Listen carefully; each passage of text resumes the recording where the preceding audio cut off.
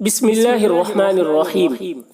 آج سے میں دوسرا پارہ شروع کر رہا ہوں اور اس پارے میں زیادہ تشریح نہیں کروں گا، کیونکہ اس سے پہلے جو میں نے ویڈیو بنائی ہے الف لام میم کے اوپر، پہلا پارہ کے اوپر، اور اما پارہ اور نورانی قاعدہ، تو اس میں نے بہت تشریح کی ہے۔ تجوید کے سارے قواعد کو میں نے بہت ہی اچھے طریقے سے واضح انداز میں بتایا ہے، سمجھایا ہے۔ اگر آپ کو کوئی چیز سمجھ میں نہیں آتی ہے تو پہلا پارہ والی ویڈیو دیکھے، اما پارہ کی ویڈیو دیکھے، نورانی قاعدہ کو دیکھے، آپ کو سارے قواعد تجوید کی اچھے طریقے سے سمجھ میں آ جائیں گے۔ تو اتنے قواعد اگر آپ سمجھ جائیں گے تو پورے قرآن کو اچھے طریقے سے پڑھ سکتے ہیں۔ اس وجہ سے میں ایک ہی چیز کو بار بار دہرانا نہیں چاہتا ہوں۔ اس میں صرف ٹھہر کر اطمینان سے میں پڑھ کر بتاؤں گا، میں پڑھوں گا اور آپ انشاءاللہ سنتے جائیے، آپ کو سمجھ میں ساری چیزیں آتی جائیں گی۔ دیکھیے، یہ سیقول ہے، اس پارے کا نام سیقول السفہاء، سیقول سے یہ پارہ شروع ہوتا ہے۔ تو سب سے پہلا جو جملہ، پہلا جو ورڈ ہے، پہلا جو لفظ ہے، اسی کو پارہ کا نام بنا دیا گیا ہے۔ سیقول دیکھیے اوپر میں لکھا ہوا سیقول، اس کے بعد دو لکھا ہوا ہے، دو کا مطلب دوسرا پارہ۔ پھر ادھر دیکھیے بقرہ لکھا ہوا ہے اور دو، یعنی بقرہ یہ سورہ کا نام ہے اور یہ بھی دوسری سورت ہے قرآن کی۔ نیچے میں یہاں الجز لکھا ہوا ہے، جز کے معنی ہوتا ہے حصہ، پارٹ، پارہ، اور دو لکھا ہوا ہے یعنی یہ دوسرا پارہ ہے، دوسرا۔ یہ قرآن، اس قرآن کو حافظی قرآن کہتے ہیں، یعنی جتنے بھی لوگ حفظ کرتے ہیں، زیادہ تر لوگ اسی قرآن کے ذریعے حفظ کرتے ہیں۔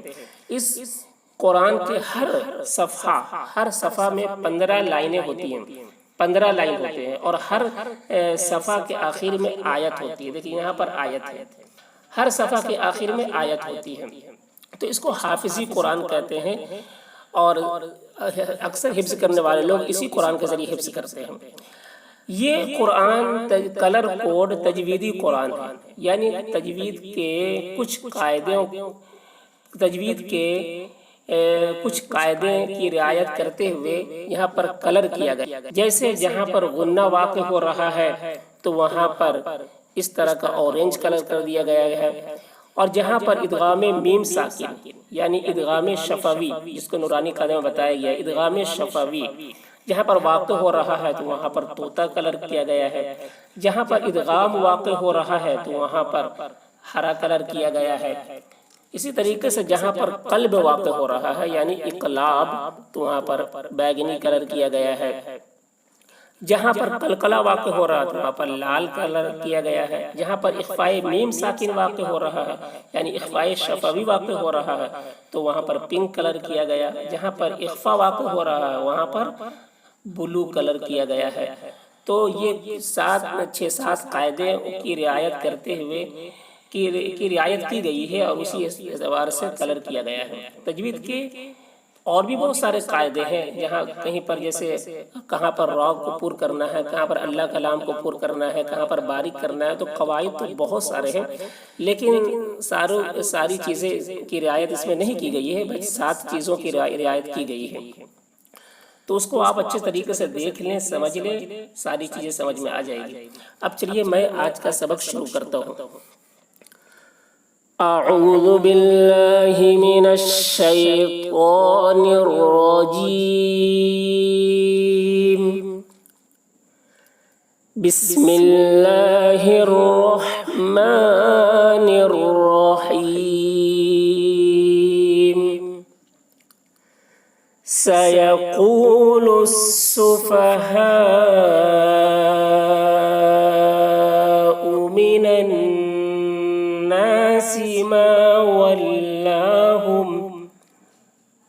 ما ولاهم عن قبلتهم التي كانوا عليها،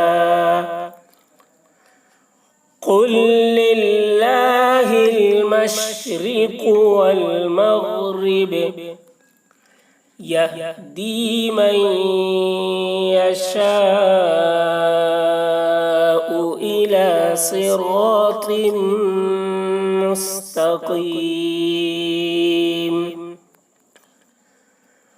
وكذلك جعلناكم أمة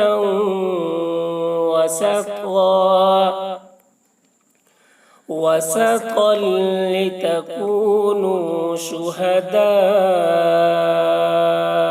على الناس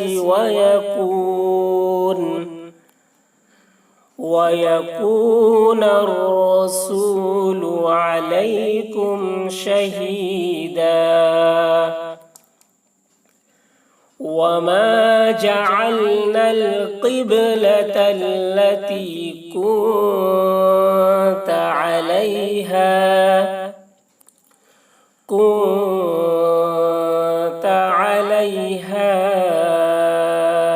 إلا لنعلم من يتبع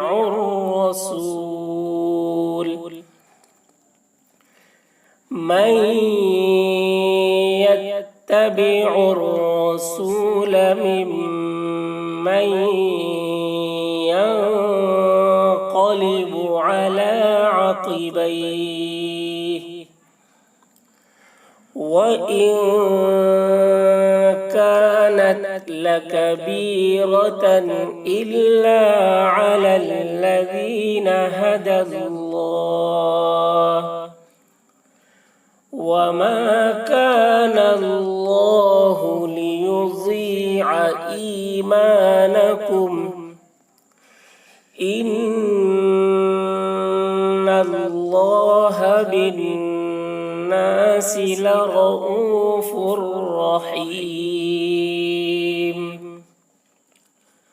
قد نرى تقلب وجهك في السماء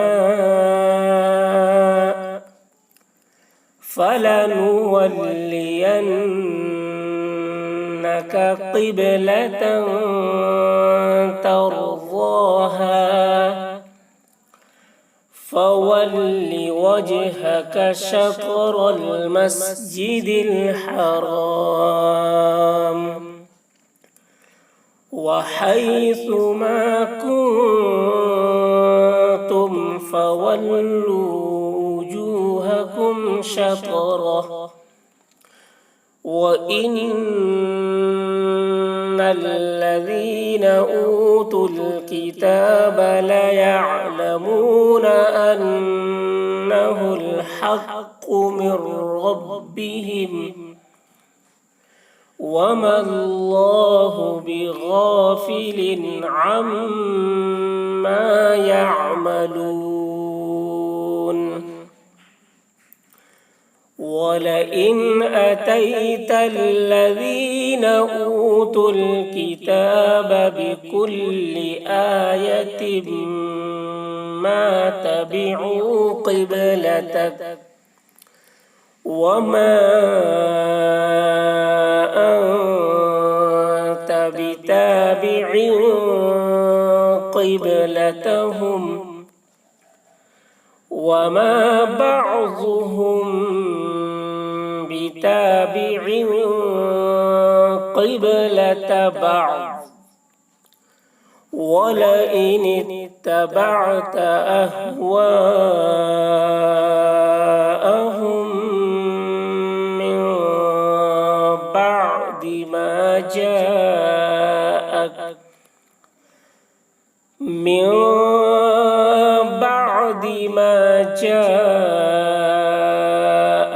من العلم إنك